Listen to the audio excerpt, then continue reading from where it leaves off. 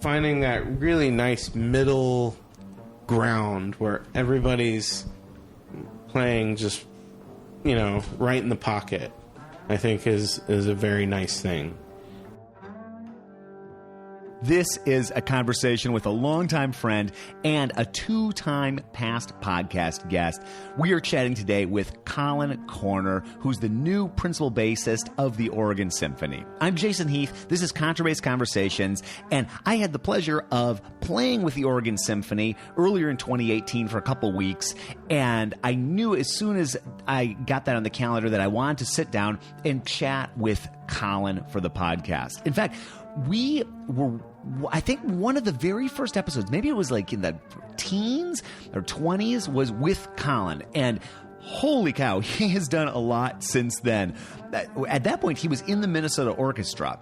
And let's actually rewind. So I think the chronology goes Louisiana Philharmonic for Collins, followed by the Vancouver Symphony, followed by the Minnesota Orchestra, which is when we chatted first for the podcast, followed by principal bass of the Rochester Philharmonic, and that's when we did our second, very brief conversation at the 2009 International Society of Bassists Convention.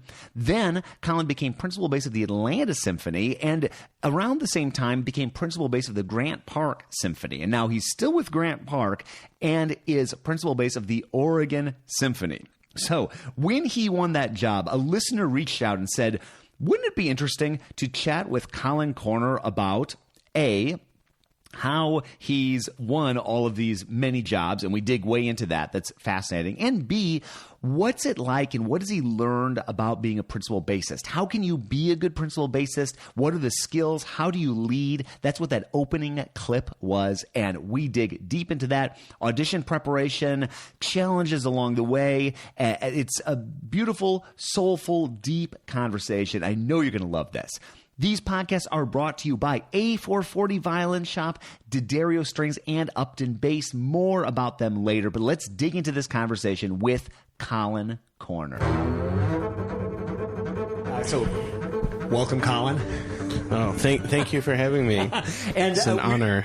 Colin and I are hanging out here in Portland, Oregon, and I was just thinking about the first time I had you on the podcast. You were one of the first guests, and we got together in my kitchen in Evanston, and you were in the Minnesota Orchestra at that point. Yes. And then, let me see if I get the chronology right. Then Rochester for 8 seasons? 7 seasons. 7 seasons. Okay. And then Atlanta Symphony. And now principal bass of Oregon Symphony, during which time you also became principal bass of Grant Park. Yes. Okay. So that's a lot of... So I've been wanting to reconnect with you anyway for a while. Yeah. But actually a listener suggested, why don't you talk to Colin about just what it's been like being principal bass in all these different groups and that sort of thing. But Colin and I were just talking about something that I'd love to start with, if that's okay. And that's, you went and you were guest principal bass in the National Arts Center Orchestra in Canada. Yeah. Right? Okay. Talk about that experience. How did that come about and what was that like? Oh, it was really neat. When I believe it was when I became friends with Joel Corrington on Facebook, which was probably in 2009 or 2010. He mentioned that, occasionally they need guest principals. So that season he was playing principal of the London Symphony, and so they brought in me and a bunch of other people. I think Owen Lee might have come, and maybe Kate Nettleman, I think, too. And boy, it was just such an incredible experience and such a boost for me musically, because I'd been playing in Rochester for about 5 years at that point, 5 or 6 years. And, I kind of thought by that point I probably wouldn't be leaving Rochester. That's probably going to be it for me. And just going up to play with the National Arts Center Orchestra was just such an incredible experience for me musically, and kind of gave me a bit boost of confidence. Sort of made me realize, well, maybe there is another level that I can get to, or like another stage in kind of my development, or as a principal player and a musician and even audition taker, where I can go with a different group and lay it down and get it and just have a great experience. I felt like there was this great camaraderie and kind of, we're all on the same page in the bass section. But, in the last few years, I've really sort of developed more of a mind that I'm a string principal. So there are things that I really want to just match with the string section. And I've developed more skills at just kind of really tuning into the concertmaster. I think that's a really important thing for the principal strings to all be on the same page. And to have that kind of communication. Well, and there's so many directions we can go with this. So this is going to be super fun. But maybe we can just stick on that skills of a principal string player, or maybe just a principal player. So tuning into the concertmaster is a big one. What else? What's another skill in the skill set that a good principal player needs to have? Well, developing a good relationship with the principal cellist is key. It used to be that, I think a fair amount of what I did in Rochester is I would really tune in to like the last stand of cellos in front of me. And they would be like my link to the rest of the cello section. And, I think that's a good way to go about things, but I think I've developed a little more of a global awareness as far as, just listening and just being aware of what, every instrumentalist is doing. If you can make some eye contact with the concertmaster, they love that. And, one of those experiences I had with the National Arts Center Orchestra, after I went there and played a few weeks as guest principal, I went up and played assistant when Joel came back and got to work with Joel for a couple weeks, which was so much fun. And what's it like being on the stand with Joel? Joel Corrington. What a fabulous player! A monster, and he's he leads that bass section very effectively and very efficiently, and I just remember him telling me at one point, don't follow me for pizzicatos, watch the concertmaster. So that's something that I've really developed a lot, I feel like, over the past few years. It's just developing more global awareness and more of like a chamber music kind of sense for playing in the orchestra. And then, I think the most effective thing you can do as a leader is to really tap into that and really be playing with the group. You can't...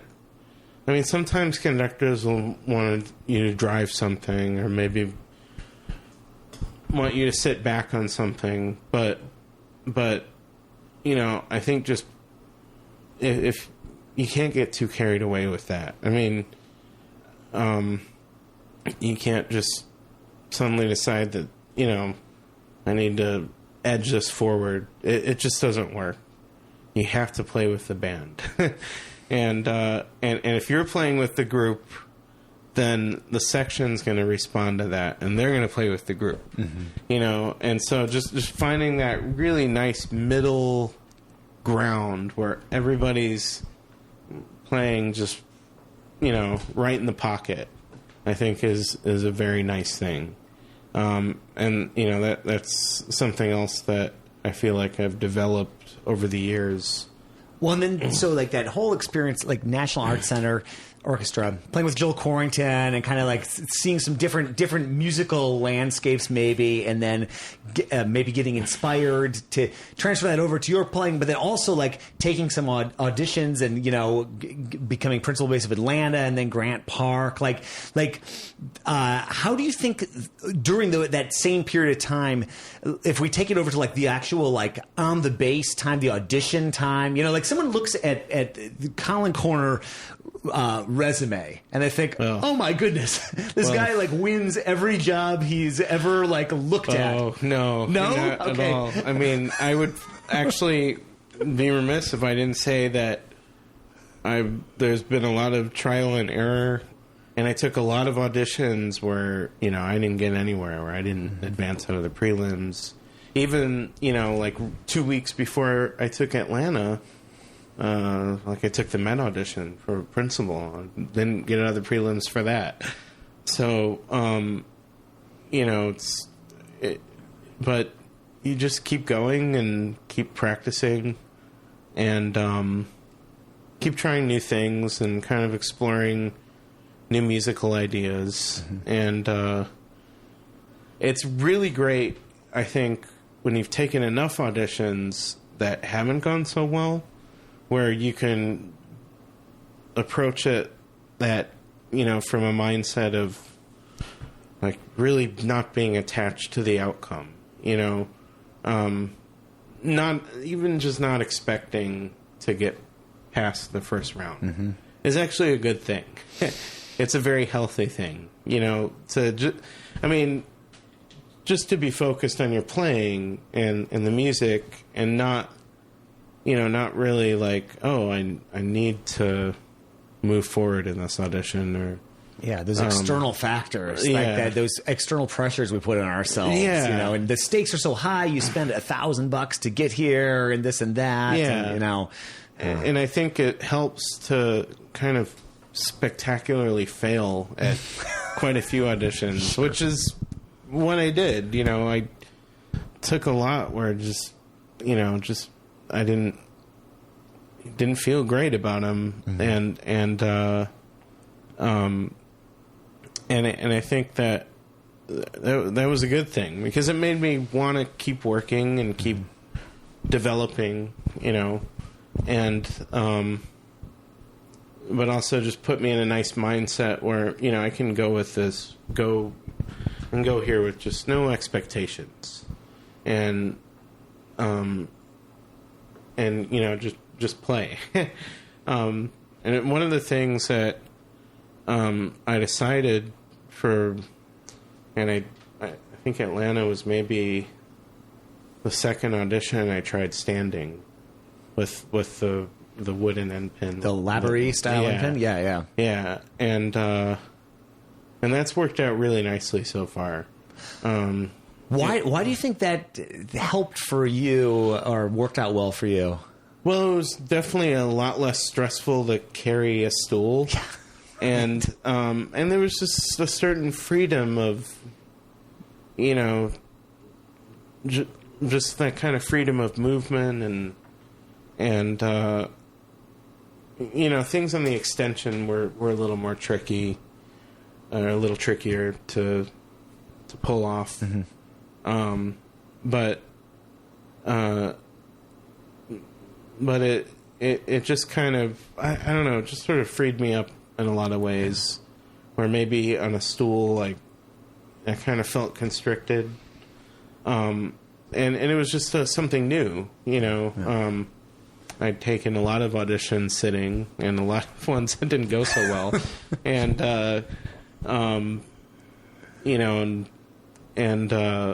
taking them standing was just something different, and something new, to like a new avenue to explore. I think by that point I'd had the end pin for about 2 years, and just started getting really comfortable on it, and so I took Grant Park standing, and took the audition here for Oregon standing as well. So I'll probably keep doing that. Although, the one excerpt that really gave me trouble, I would say, standing, is Shostakovich 5. Really? How come you think that one? The extension stuff. Oh, okay. And I can't not play those low notes. Yeah, sure. I just have to do it. Like, it's actually, I think, even though it's, physically a little more challenging playing the extension notes, for me, it's mentally more challenging leaving them out and trying to decide what notes to take up an octave. And but it's been a really nice, very liberating experience using that end pen, I would say, overall. Whenever anybody's going to the Midwest, and I lived in Chicago, Illinois for years and years, I tell them to go to A440. If they're looking for a bow, if they're looking for a bass, if they need some repairs done, if they have a student who's looking for an instrument, A440 has been serving the community for years and years. They're located just west of Wrigley Field in beautiful Chicago. They do great work, and they've been a big supporter of bass events over the years, whether it's the Chicago Bass Festival or really any bass event. A440, you guys rock. Check them out at a440violinshop.com. This episode is brought to you by the Upton Bass String Instrument Company, a company that I have been such a fan of over the years. Gary and Eric and all the good folks at Upton, they do extraordinary work. They've been at it for a long time, and it has been so much fun to watch them evolve over the years. And a question they get asked a lot is, what's the difference between their Bohemian model bass and their standard model basses? And basically what it boils down to is they come from the same basic outline, but there's much more customization available in a Bohemian bass. So Upton standard basses basically look like each other. They're either laminate, hybrid, or carved, but they're similar in their form, while you can get your Bohemian bass customized. If you want hat peg tuners, if you want all sorts of other details, that's the bass you can customize. And if you haven't been to the Upton website recently, they're constantly adding new videos, new photos, new descriptions, and every bass has a story. And I love following along with these stories.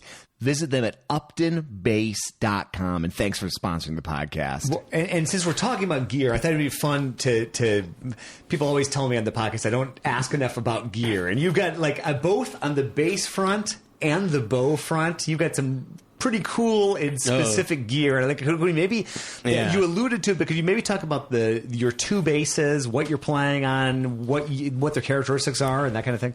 Yeah, I've had this Jackstat for quite a while, and that's been just my do everything sort of bass. It's great for jazz. It's great for solo playing, and it's fantastic in the orchestra.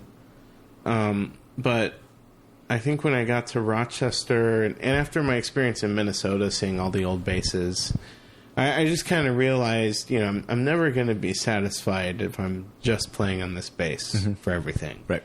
I really want to get a great old bass. And when I found this English bass at the David Gage shop,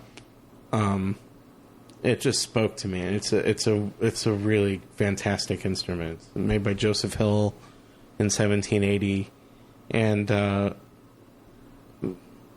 But I, so I was able to work out the funding for it, and it's fantastic in the orchestra.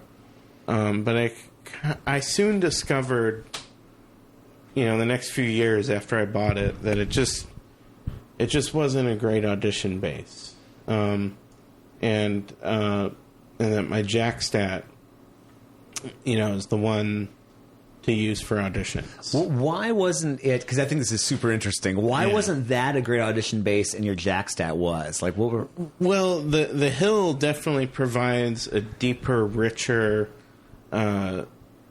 undertone for the orchestra, and but physically it's harder to play. Yeah. And it's kind of moody in a way that the Jackstat isn't. The Jackstat, you can travel the four corners of the earth in, various climates, and it's still going to be the same bass. Exactly, yeah. It's still going to, just play really easily, and just from a physical standpoint, it's just easier to play. And maybe part of that's because I have a slightly easier setup on it. But I felt like that deeper, richer tone that the Hill has that, bass players like. I mean, it's definitely kind of one of those basses that's all about that bass. Yeah, sure. It occupies that low end spectrum of sound that, there's kind of like a well of depth underneath it that the Jackstat doesn't have. But I don't find that sound necessarily translates, by itself at an audition, where, at an audition you want something that's, just has more clarity and clean. And so the Jackstat, I find it's more like a big cello. Actually, it still has a lot of very bassy qualities to it. But it's just very easy to... Like one of the differences that I notice on it is that it's very easy to translate expression into it.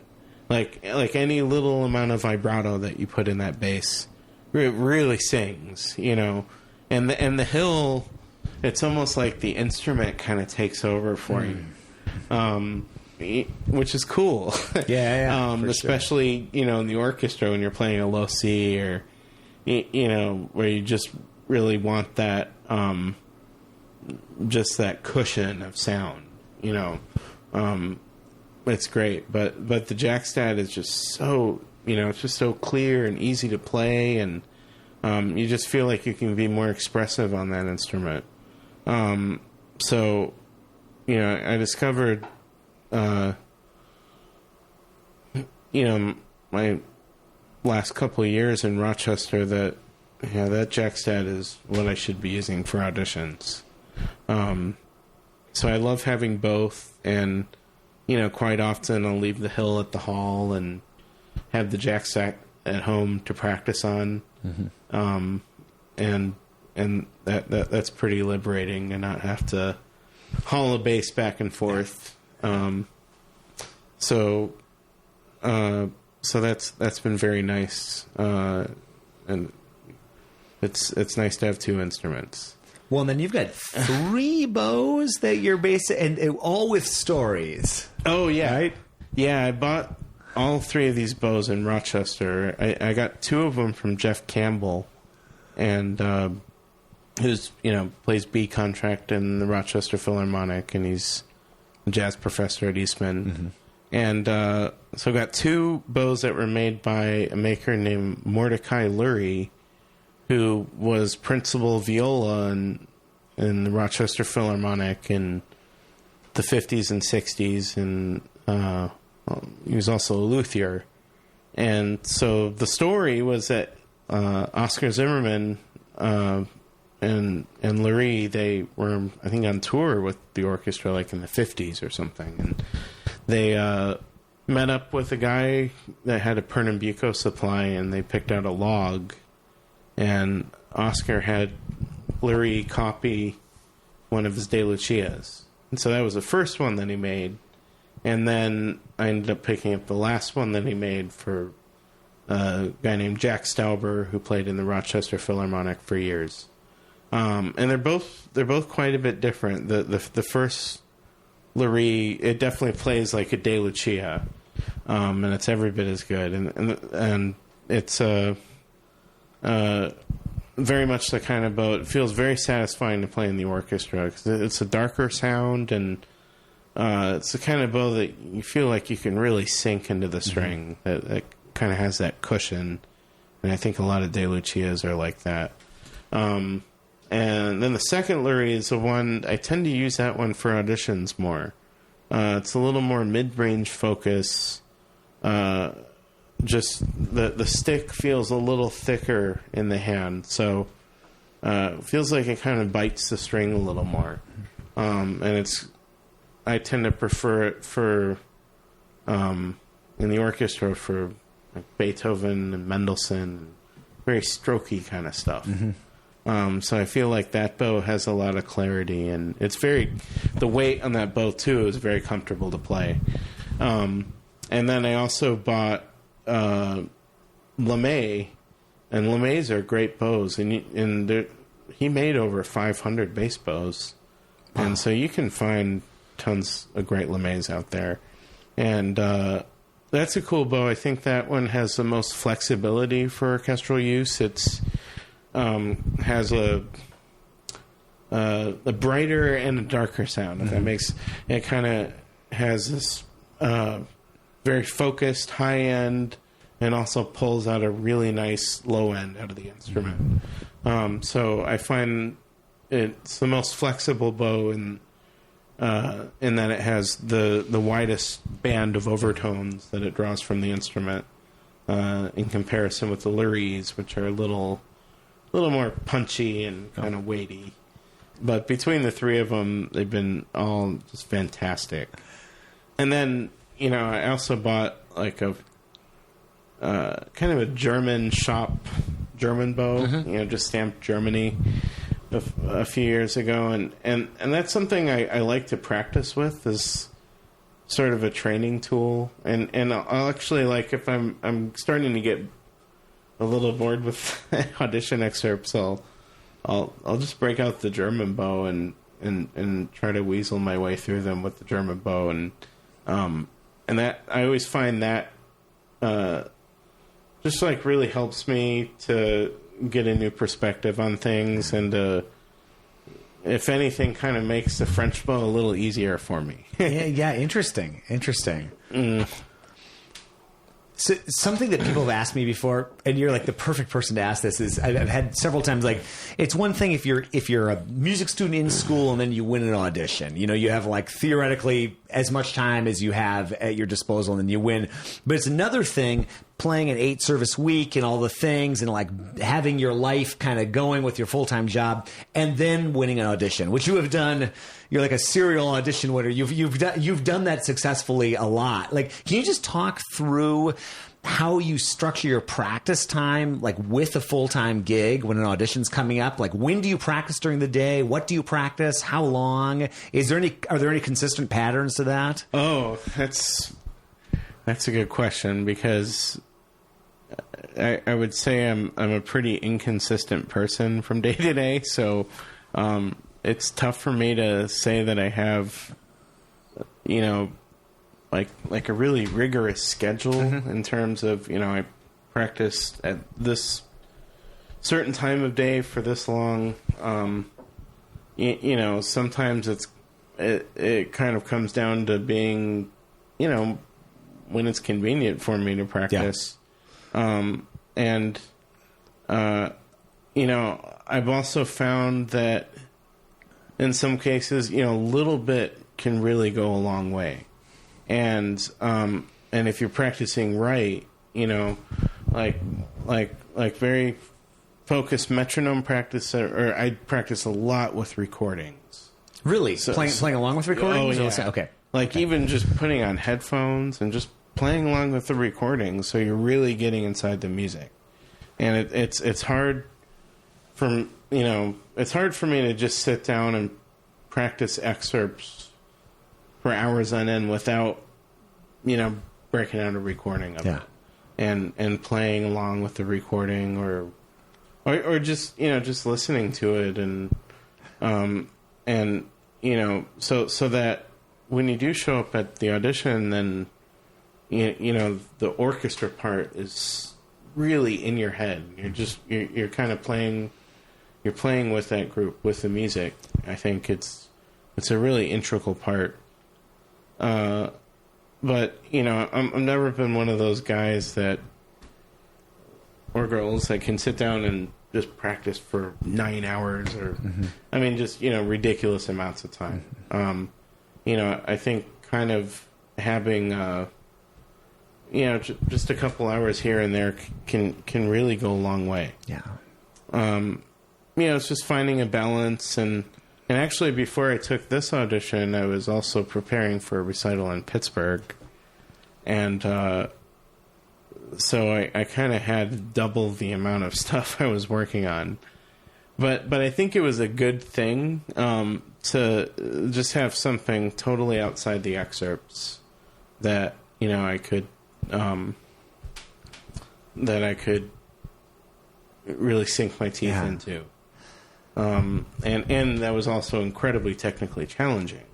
You know, it's interesting. You mentioning Pittsburgh, and my brain went to Jeff Turner. And I remember a conversation with him about audition preparation, where he was saying a lot of people, not just bass players, but across the board, that have done well in auditions, violinists, clarinetists, you name it, have also had something like a recital or something else outside of the audition kind of around the same time, which I thought was fascinating. He speculated it was something about like just thinking about music more broadly and not just in that audition list, that sort of like, you know, that artistry came through in the audition. Yeah. And I think it really helps to, especially to avoid getting burnt out. Yeah. On the audition excerpts, to just have something else that you're working on that's fun and challenging. You know, like in the past, they'll, you know, just work on Bottesini or maybe, you know, even if they're asking for a movement of Bach, you know, just read through the whole suite in the morning. I mean, that's fun. And it's always great to like if I decide to get up early and practice, you know, I just love going through a whole suite. I mean, just playing Bach in the morning, like getting your day started with Bach. Yeah. It's the Pablo Casals on the beach playing, you know, it's like the image that comes to mind. Yeah. Yeah. And, you know, and I'll have a few, maybe I'll do a few scales or arpeggios. I like Fendis and etudes. That's that's a nice warm up for me as well. And that's, of course, Mr. Larry Hurst got me turned on to that. So, and I've, you know, kept all 4 books ever since. So actually, I just got the 4th book this summer, this past summer at the bass convention. So, I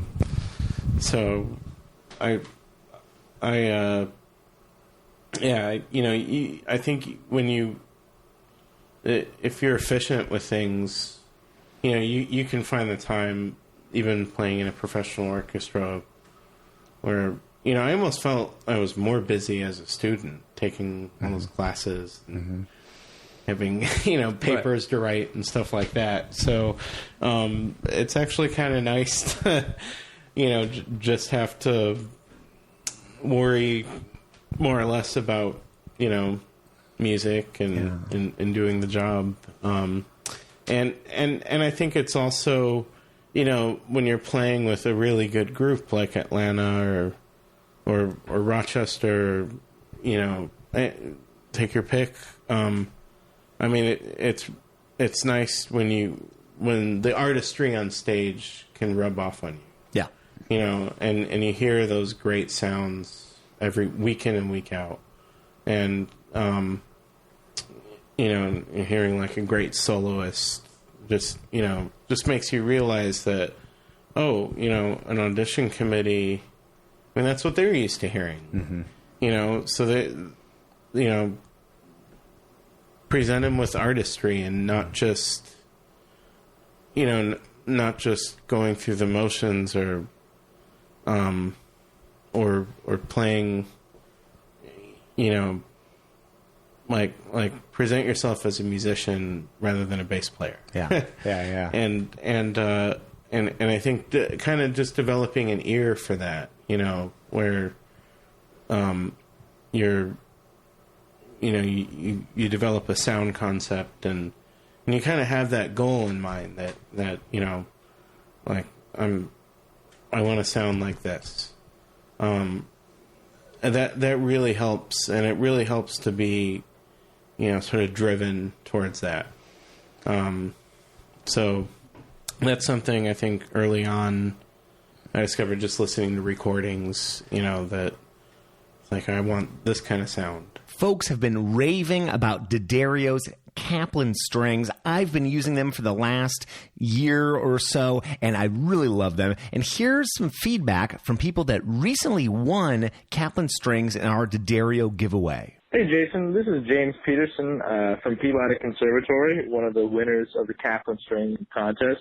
I just want to thank you so much for giving me an opportunity to get free strings. Those things are not cheap, and as a student, that really helps out. I've really enjoyed using the strings. I like to play loud, and I like to play really articulate, and these strings are great for that. It's been really even across the bass. I've noticed I haven't had to use as much rosin as I usually use, and I've always had a really bad E string on my bass, and the Kaplan seems to work quite well. Learn more at contrabassconversations.com/strings, and thanks to Dario for sponsoring the podcast.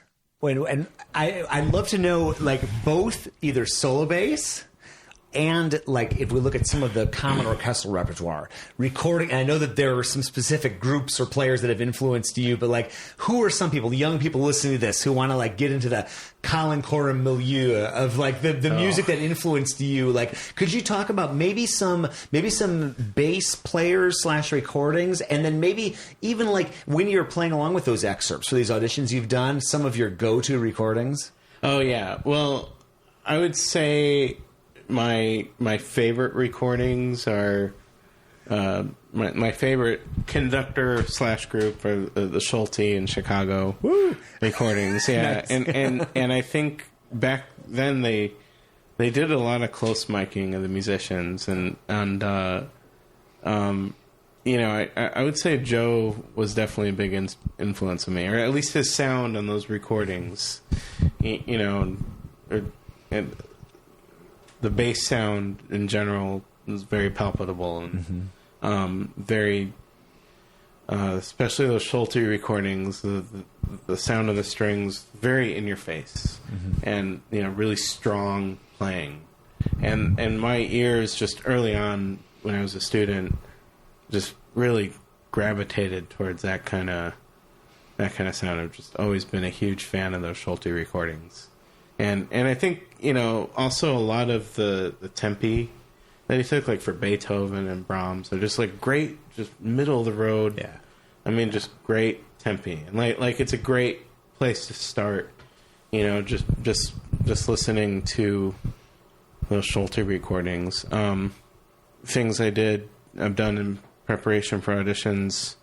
I mean, you know, watch a lot of YouTube videos of different conductors, and certainly Carlos Kleiber is a conductor that really demonstrates that. And if you can watch like a Mozart symphony or Brahms symphony with Carlos Kleiber conducting, he's a conductor that is like all about the long line. You know, he doesn't conduct beats. He never conducted beats at all. Like it's hard to explain. You got to just get on YouTube and look up Carlos Kleiber Brahms 2, and it'll like just forever change your whole perspective of Brahms 2. So I think in general I've kind of been a fan of you know, more of the sort of American, like Philadelphia, Chicago, and New York Phil recordings. But of course, the Berlin Philharmonic, the digital concert hall is incredible. And the bass sound on all of those videos are, I mean, it's amazing. Yeah. Just really something else. And I love, you know, of course, the physicality in which they play as well, and just that passion, which, you know, I don't think you see quite as much of that in the States. We tend to be a little more reserved, perhaps. But I would say, in a lot of ways, you know, just hearing those Schulte recordings early on with Joe playing principal. I mean, it was just such a strong-armed approach to sound production, and that's probably what inspired me to, you know, try to become a principal player. Yeah. To be a principal player is you know, I just love that kind of that just really strong, focused sound. Another influence is certainly Hal. And just watching him play is always incredible. I mean, you know, he just gets such a beautiful, rich sound out of the bass, and so I think just watching and, you know, listening to really great players, it can really have an effect. And, you know, so just being really tuned into that, you know, and I think that can be a very educational thing for students. Just to have kind of a solid foundation of recordings that you're listening to, and even just watching YouTube videos of great orchestras, or just going to see great orchestras play too. The night before the Grant Park audition, I saw Chicago play this incredible program, and that was just all the inspiration I needed. Yeah. It's like, I want to play like that. And what a great way to, you're spending practicing these things to, actually realize this is what it's all about. It's seeing a group like this play. And anyone who hasn't seen Carlos Kleiber conduct, he is music. It's so phenomenal to watch him.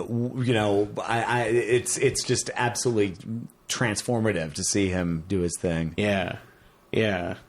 It's been very helpful for me over the years to just see these different players just do their thing, and different orchestras do what they do, and to just absorb that. Yeah. And to really listen to the great orchestras play.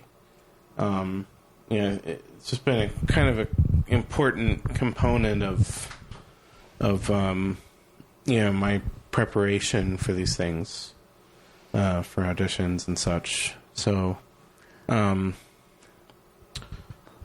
I remember talking about 11 years ago, I think, was when we first chatted. You were in Minnesota, and I remember you chatting about the Chicago Symphony and Joe and the sound of the recordings. And so it's just cool. I know people would love to hear the recordings that influenced you. And I actually realized, Minnesota was not your first job. Yeah. You were Louisiana Philharmonic was your first job, followed by Vancouver, right? Followed by Minnesota. Okay, so we even starting in Minnesota, the list is remarkable. But that you were playing with Dave Anderson, the folks in Louisiana, and then headed up to Vancouver. How old were you when you got the Louisiana Phil job? I was 22. Okay, and so I just graduated from IU. And and that was a lot of fun, and certainly playing with Dave was an incredible learning experience for me, and just being able to participate in the music scene in that city is just so much fun. And just was an incredible experience for me. In a way, I almost consider that my grad school, and also during those summers, I was going. I went to Aspen, and I had to eventually, I didn't get a fellowship until my first season in Louisiana to go to Aspen, and so I was able to spend 3 summers there. I'm mostly studying with Bransby and a little bit with Laszlo, and also, played in master classes for Levinson and Chris Hanulik, and just really absorbed a lot there as well. And certainly Bransby was a big help for me postgraduate. Kind of after getting that really solid musical foundation with Mr. Hurst. I still call him Mr. Hurst. So I just can't get out of that. But but both of them. Talk about a team. At IU. Yeah. Oh my goodness. Just between the two of them, they're, those are 2 incredible teachers to have. So I think like one of the things that Bransby was coaching me on quite a bit before I went to Vancouver was just some more on the string approach to bow strokes. On the string, from the string, and you'll find that also is prevalent in just about any orchestra. Starting things from the string. And the principal in Vancouver, when I went there at the time, Ken Friedman, is very sweet guy. He's an older player. He'd been there for years, his whole approach to spiccato was starting like off the string, and it was very pecky, and so there was a stark contrast from a lot of the instruction I was getting at Aspen, but it was something that was very important to me to be able to go there for those 3 summers and get as much as I could out of that. Those were formative years. Oh yeah, and what a remarkable journey, and it's just exciting, and we need to do this. I think this is technically the 3rd time we've chatted, because I grabbed you in 2009 to chat on the mic for like 10 minutes or something about Rochester. I think if I remember right. So we got to do another one, sometime soon, and like we could talk for hours and and all these topics. But let's go back in time. I like to sort of wrap it up. And maybe. Let's go back and talk to an earlier Colin. It could be IU Colin. It could be Louisiana Phil Colin when he's going to study at Aspen. But now you've had these jobs, you've had this experience, like all this like crazy, multitude of inspiring experiences. What would you tell young Colin from what you've experienced today? I would probably tell young Colin to just maybe not get too excited about things, and to to have more global awareness about things. To really sort of be on the lookout for anything and everything in whatever musical situation, and to fit into that, because that hasn't always been an easy thing for me. Even in terms of what auditions, just as a general approach, I would tell young Colin to just keep working hard, but always be aware of that kind of fitting in aspect, and where that can lead you.